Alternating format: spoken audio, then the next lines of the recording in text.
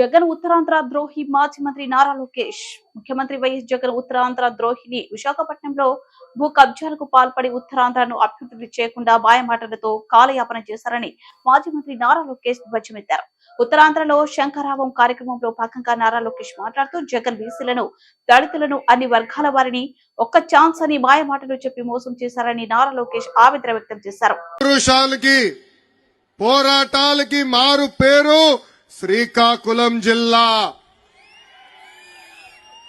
Telugu Desam party హయాంలో ఉత్తరాంధ్రాని job capital of ఇండియాగా చేస్తే ఈ సైకో జగన్ పరిపాలనలో ఉత్తరాంధ్రాని గంజాయి క్యాపిటల్ ఆఫ్ ఇండియాగా ఈ రోజు మార్చేసే పరిస్థితి.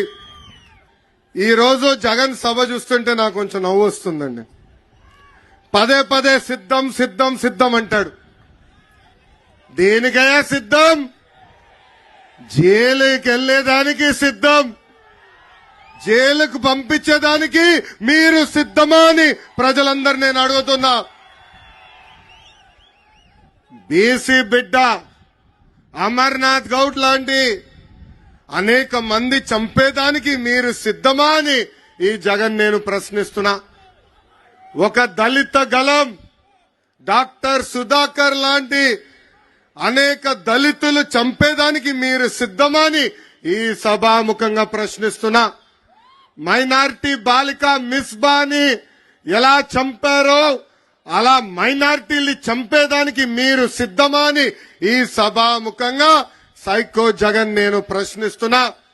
కింద నుంచి తమ్ముడు కూడా అంటున్నాడు, సొంత బాబాయిని లేపేశాడు, ఇంకా ఎంతమంది కుటుంబ సభ్యులను లేపేసేదానికి సిద్ధమా అని ఈ జగన్ నేను సూటిగా ప్రశ్నిస్తున్నా. లేదంటే రాష్ట్రాన్ని సర్వనాశనం చేసేదానికి సిద్ధమా అని ఈ సభాముఖంగా జగన్ నేను ప్రశ్నిస్తున్నా. నేను పేదవాడిని అంటాడు. ఆయనకు ఒక జబ్బు ఉందండి. ఆ జబ్బు పేరే మైథోమేనియా సిండ్రోమ్. ఆ జబ్బు లక్షణాలు ఏంటో తెలుసా?